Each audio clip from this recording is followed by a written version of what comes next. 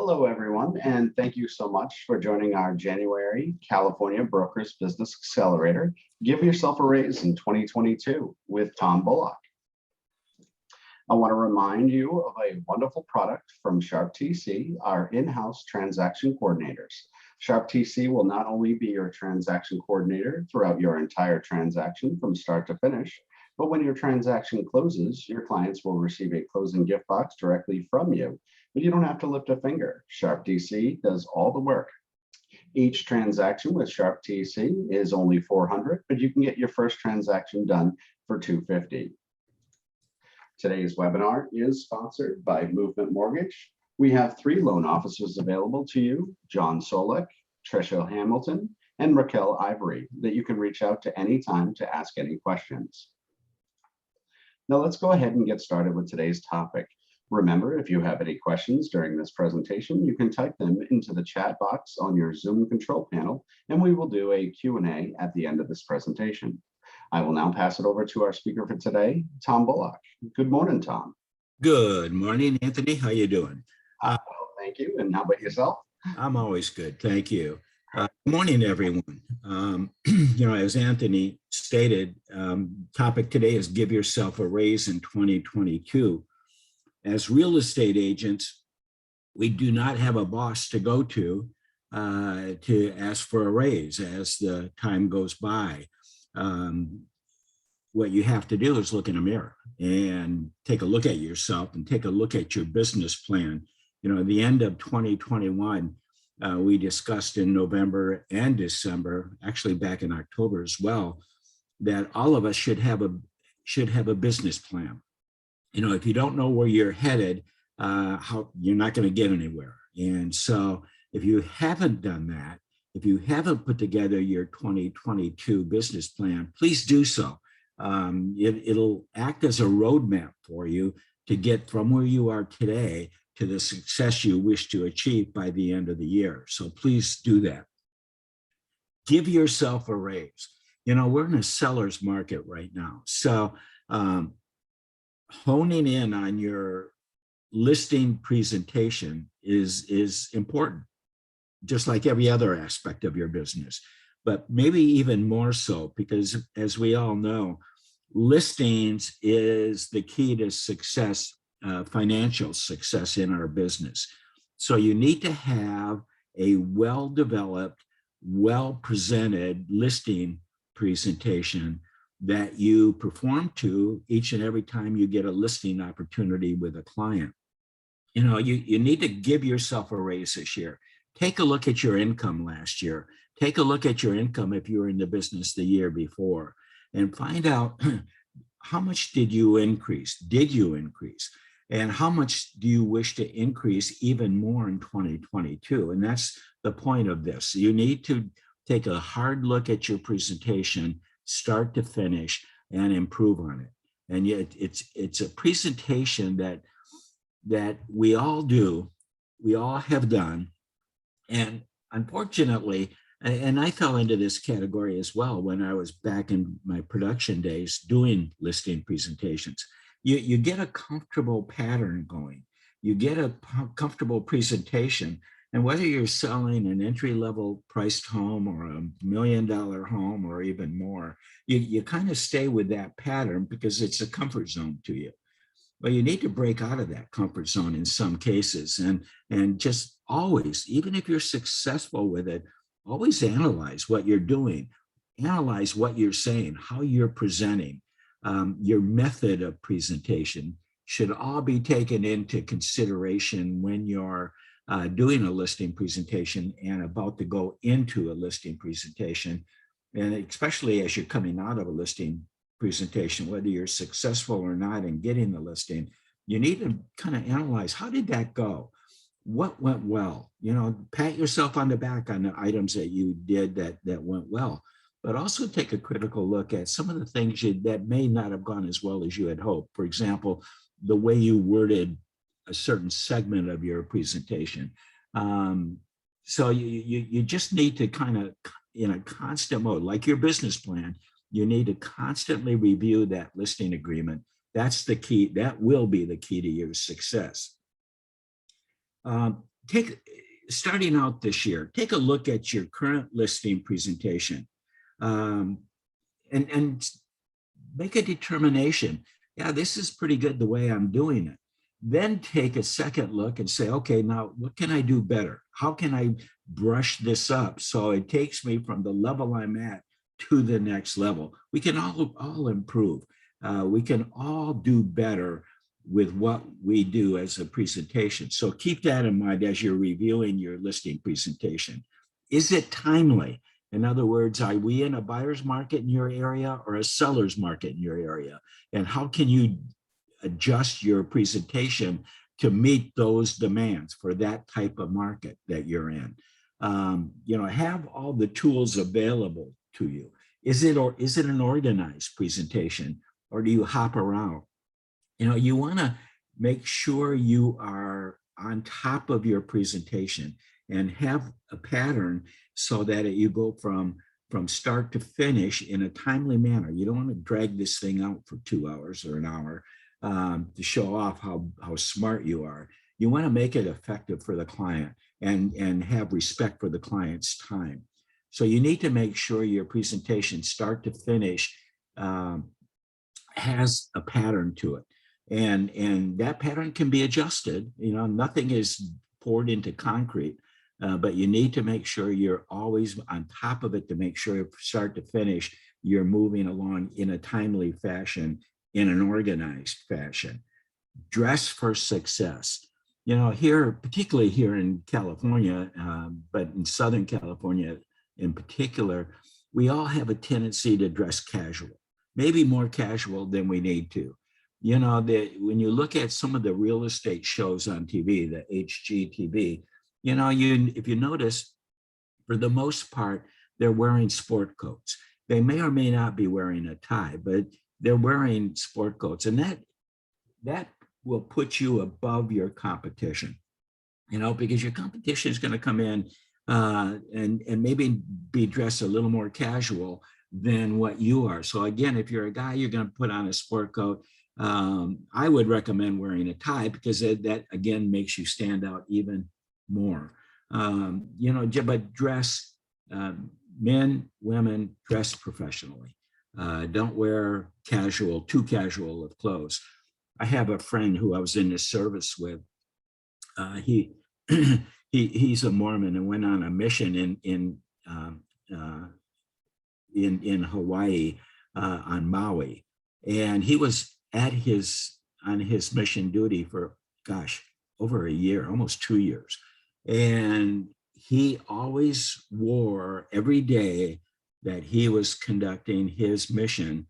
He wore a white short sleeve shirt and a tie, and it didn't take much time at all, particularly in Hawaii, for the locals to recognize him because of his white shirt and tie. And they all laughed and made fun of him because he always did it and he was consistent with it. And they developed a respect for him. They kidded him. They joked around about it with him, but they respected him for it because he was consistent. He maintained a level of professionalism for what his purpose was and his goal was on that island. So again, as real estate agents in your immediate communities, develop a sense of pride, develop a sense of professionalism, and dress for success. When you're talking about listing presentations, you want to make sure that you're well prepared with details regarding the subject home as you go into that presentation. Number one, be on time. In fact, be 5 minutes early. You don't need to be 10 minutes early or 15 minutes early, but be 5 minutes early. Show up on time. When you're walking up to the home, take a look at the outside landscaping, the outside maintenance of the exterior of the home, the condition of the driveway, the condition of the entryway to the home. And how does that affect you as a professional? Does it need to be updated? Does it need to be upgraded? Is it fine the way it is? Again, these are factors that are coming into your mind as you're walking into the home. Nothing you're going to comment to the owner about, and you give out a compliment. You know, what a beautiful home. I don't care what condition it is. You know, when I was, if you get in and you see the house as a pit, just say, you know, when I drove up to this home, you have such a good street presence, or, you know, this is such a great home to be living in. I'm sure you've enjoyed it. Anything just to get the meeting off, the listing appointment off on a good start.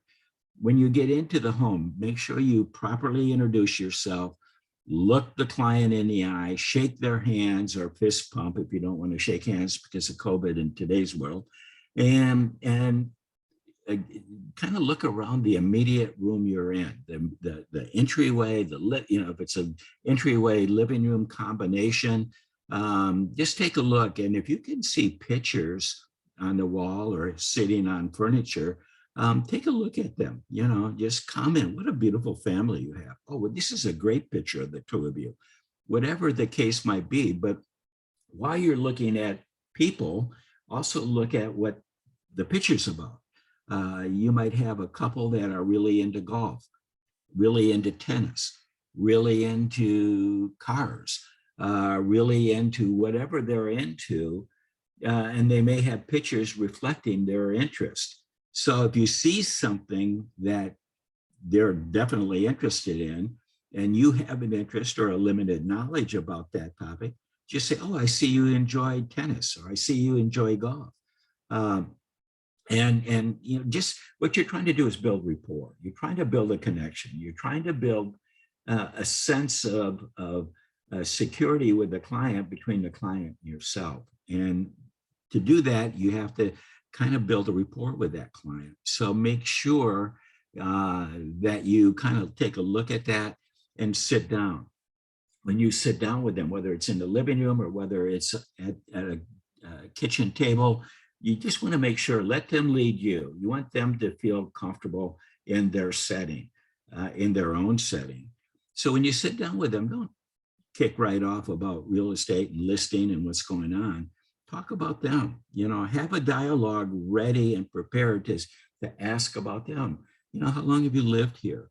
You know, what are some of the features that you enjoy about this entire area? Do you like our city? Are you relocating to another city, another state? And just let them do the talking for a while. You know, you don't want to control or be the head speaker in this meeting.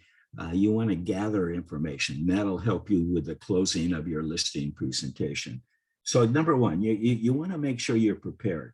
You know going into the meeting, before you get there, know about the community. You know, what's the infrastructure like in the community? My daughter and her husband just moved to Arizona, and they purchased a new construction home in Mesa, Arizona. And I was over there over the holidays, and I was talking to the sales agent who was their salesperson. And we were talking, and I said, God, this is great. I said, your price increases here in the Phoenix area is just baffles me. You know, I said, it's like California back in the early 80s. And the agent laughed, and she said, yeah. She said, you know, we just have such an influx by Amazon, by Facebook, by Google, and all of this type of infrastructure that is coming in or about to come in are creating the type of jobs that are higher paying jobs. And our community is so close to where these buildings will be and these office complexes will be. It's just skyrocketing our price point here. And so you want to know that, you know, I mean, there might be some things that might be proposed to go in or going in that are a negative, like an airport or a landing strip or something to that effect. And if it's your area and you're going for a listing in that area, you need to know about the area, good and bad. And so, you know, the good side obviously will help with the pricing increase and listing the home properly at a price that it will sell at, number one. But a negative impact might have the same. It might have a kind of a, uh, it'll help you with the pricing, but it might put a limit on what, expectations the seller may have. And so you need to be able to speak in a professional manner, but have your presentation come from a position of strength, which is knowledge. Know what's going on. You're the professional. They're called you into their home because they need help, and you're the person that you need to present yourself with helping them. Have an idea of what their lot size is going in. Have a good idea of what the home size is, square footage of the home. Know what's going on in the area. Is the area stagnant when it comes to pricing? Is it escalating dramatically? Is it is it de-escalating dramatically because of some impact you may not know about before going in, but you need to educate yourself so you know. How do you get that information? Well, you can check, your local newspapers, you can check the website, you can talk to other agents with other brokerages who have listings in the area to see what their experience has been, and what they are finding out to be a condition to the sale of the home, good or bad. So you need to know all of that area. What affects the neighborhood, obviously, is the immediate homes in that neighborhood. But again, going back to what I said earlier, you want to make sure that the infrastructure, surrounding area infrastructure, people in today's world do not want to drive. So if you, like in my daughter's case, have the ability to buy in a neighborhood and you work for Amazon, for example, and you only have to drive 5 miles to work, it sure beats living in Buckeye or in Goodyear and having to drive an hour, like most of us do here in California. So, that's the reason why a lot of people leave. They're tired of the drive. They're tired of being on the road all day and missing out time with their families. So again, know what's going on with the area. Develop a listing plan. In other words, a marketing plan that you wish to propose. Most agents do not even get into a marketing plan. They don't want to discuss it, because marketing plan equates out to money being spent, whether it's for marketing, advertising, and local publications, or whatever the marketing plan may call for, which will depend on the price of the home, obviously. So you need to be prepared to talk about the marketing. You don't have to get into detail. You don't have to get into dollars and cents, but have a standardized presentation when it comes to various price points as to what they can expect from you from a marketing point of view beyond the MLS, because every agent will go in there and say, I'm going to put your home on the MLS, and talk about your website, talk about the broker's website, talk about other connections you have, other type of when you as an agent have an interest, it might be, for example, I love cars. I love golf and I love cars. So I'm going to join a golf club and I'm going to join a car club, a Corvette club, and I'm going to go in there, and after a period of time, I'm going to, everybody who's in that club is going to know who I am, what I do, and I'll be readily available to talk about real estate. So if I have a listing and I belong to a car club and I'm going to a meeting tonight, the conversation is bound to come up. What's going on, Tom? What's happening with your business? Oh, I just took a listing today. It was over on so-and-so street, and it's a great house. Do you happen to, do you know of anybody who's looking to buy? You just want to get yourself out there to, here's my card. Have them call me. They'll love this house, and it's not going to be on the market long. So, if you know of somebody, they better jump on it quick, type of thing. So, you want to build a sense of urgency. You want to build a sense of confidence that you're on top of your game, and beyond what the normal agent will do with a listing, you're going to take it a step or two more. You want to, at some point, ask the question, and you can word it in different ways. But, it's like, I am interviewing for the job to be your realtor.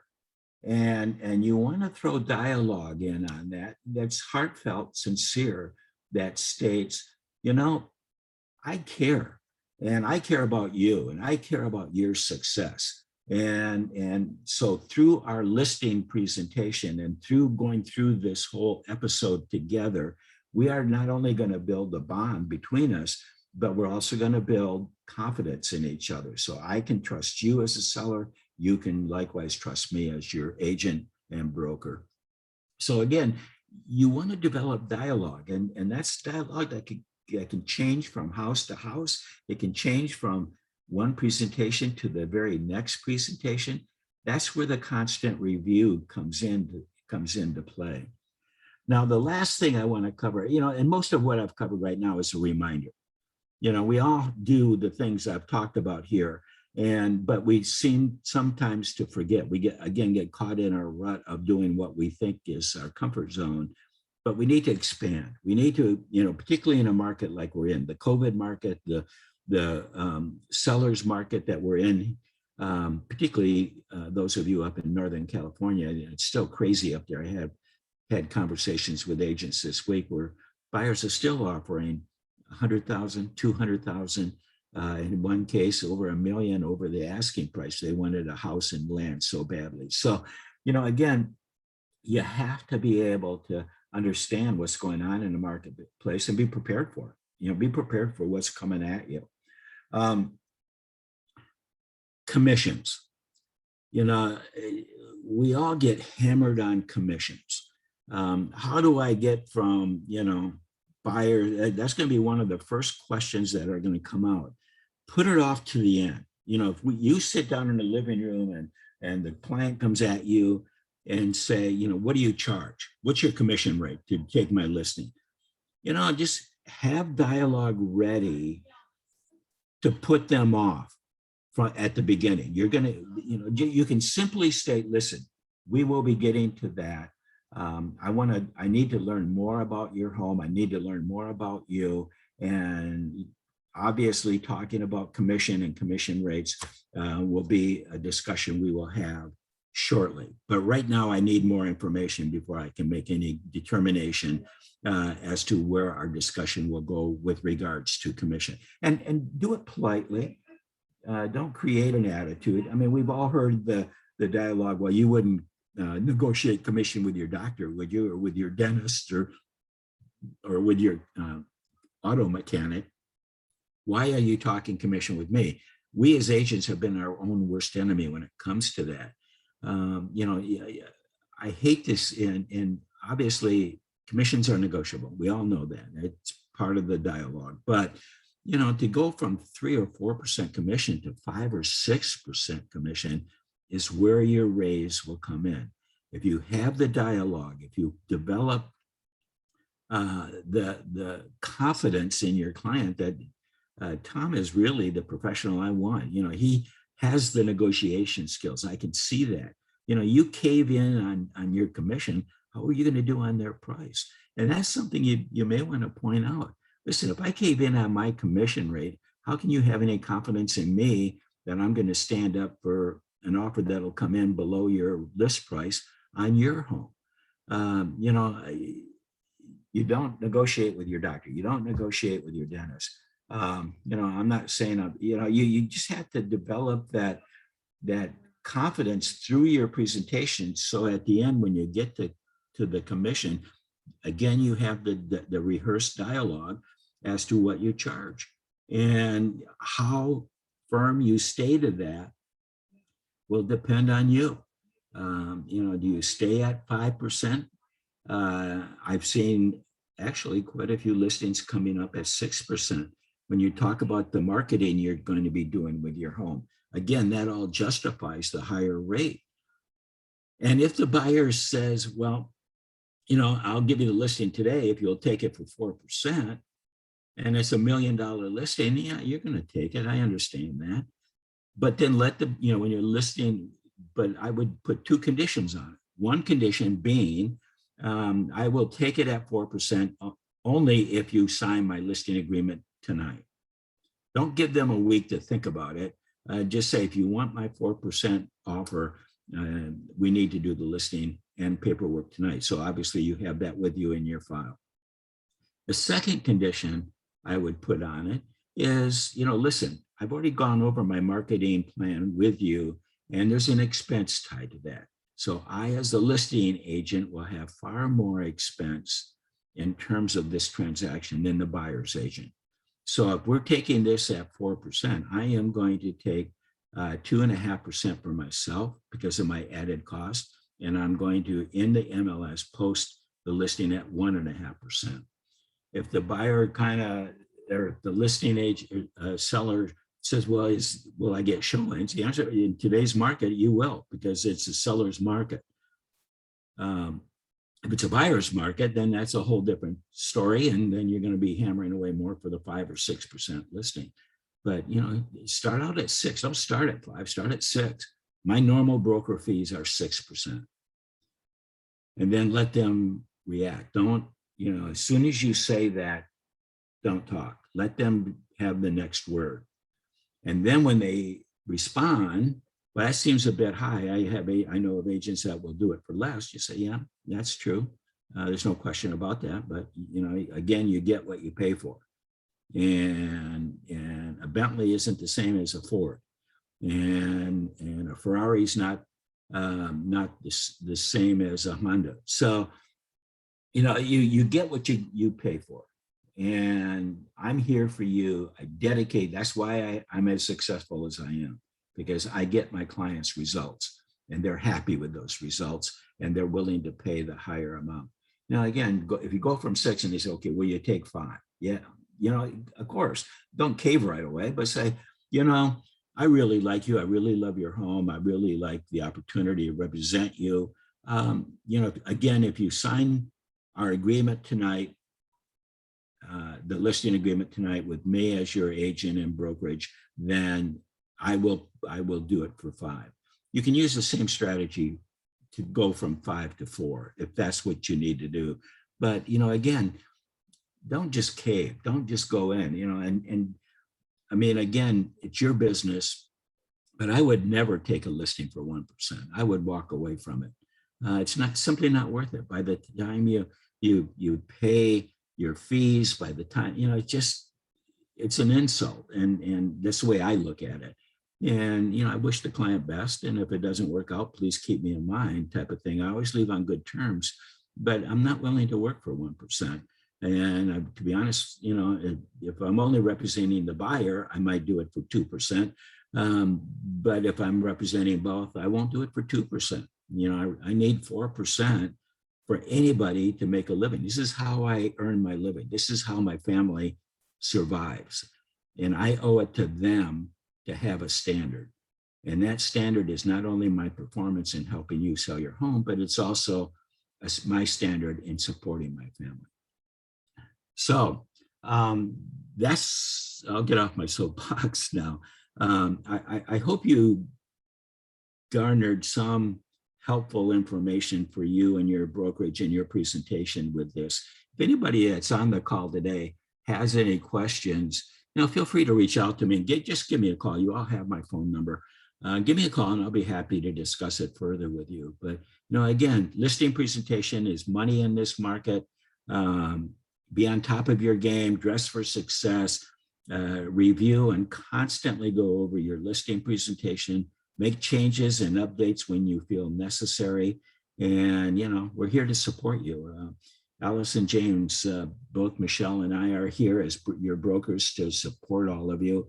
And agent services, Anthony and the crew are great people. And every time I talk to an agent that's talked to one of the agent services people, they're just overly impressed at how much help they are, how much they go overboard to make sure the client, our client, is satisfied.